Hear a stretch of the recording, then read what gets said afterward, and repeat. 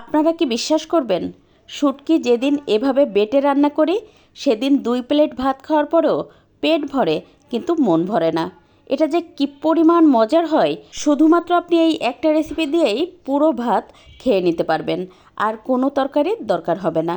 আজকের রান্নার জন্য 4-5টা বাঁশপাতা চাপা শুটকি খুব ভালোভাবে ধুয়ে পরিষ্কার করে তারপর শিলপাটায় বেটে নেব। আপনি চাইলে পুঁটি মাছের চাপা শুটকি দিয়েও এটা করতে পারেন, আর শিলপাটার পরিবর্তে ব্লেন্ডারেও সহজে এটা বেটে নিতে পারেন। তো এই তো মিহি করে বেটে নেওয়া হয়ে গেছে, একদম কাটা নাই, কাটাগুলোও কিন্তু বাটা হয়ে গেছে। এবার এর মধ্যে 4টা শুকনো মরিচ আগে থেকে পানিতে ভিজিয়ে রেখে সেটাও বেটে নেব, আর ঝালটা আপনি আপনার পছন্দ বুঝে দিয়ে দেবেন। সেই সাথে দিয়ে দেবো 3টা দেশি রসুন কুচি করে বেশ ভালোভাবে আঁশটা ফেলে দিয়ে সেটা দিয়ে একেবারে মিহি করে বেটে নিব। তো এই তো আমার তো সবগুলো মিহি করে বেটে নেওয়া হয়ে গেছে। এবার মূল রান্নার জন্য চুলায় একটা প্যানে 2 টেবিল চামচ পরিমাণ তেল দিয়ে দেব। তেলটা গরম হয়ে গেলে 4টা পেঁয়াজ কুচি দিয়ে দেব। পেঁয়াজটা একটুখানি ভেজে নিয়েছি এই 2-3 মিনিট, সাথে দিয়ে দিলাম একটা বড় যে গোটা রসুন সেটা।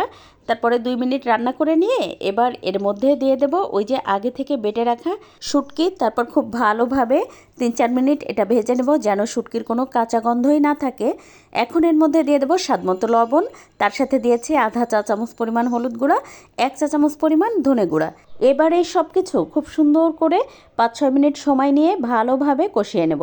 এবার এর মধ্যে দিয়ে দেবো একটা টমেটো কেটে, তার সাথে দিয়ে দেবো একটা বেগুন। আপনি আপনার পছন্দ মতো এখানে টমেটো বেগুনটা দিয়ে দিবেন। এবার এটা দিয়েও আরও 2-3 মিনিট কষিয়ে নেব। এভাবে কষিয়ে কষিয়ে যদি এই রান্নাটা করা হয় খেতে অসম্ভব ভালো লাগে।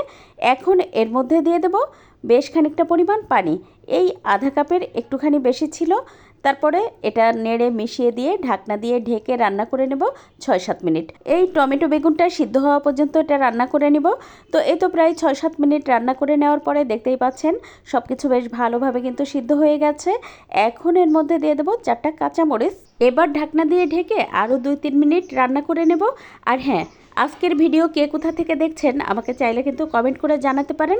যারা শুটকি প্রেমী আছেন তাদের তো এটা ভালো লাগবেই, আর যারা শুটকি পছন্দ করেন না তারাও অনেক বেশি পছন্দ করে খাবেন, এতটুকু বলতে পারি।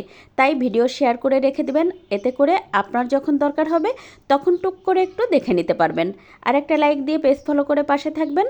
আজকের শুটকি রান্না করার পরে আমি তো একটুও দেরি করিনি, গরম ভাতের সাথে খেতে তো এটা অপূর্ব লাগছিল। এভাবে শুটকি রান্না করে এক ড্যাগ ভাত খাওয়ার পরেও আপনার পেট ভরবে কিন্তু মন ভরবে না। তাই যখনই এই রেসিপিটি করবেন তখন তো ভাতের চাল একটু বাড়িয়ে দেবেন। আজ এ পর্যন্ত, কাল আবার নতুন কোনো ভিডিও নিয়ে দেখা হবে ইনশাল্লাহ। সে পর্যন্ত সবাই ভালো থাকবেন, সুস্থ থাকবেন। আল্লাহ হাফেজ।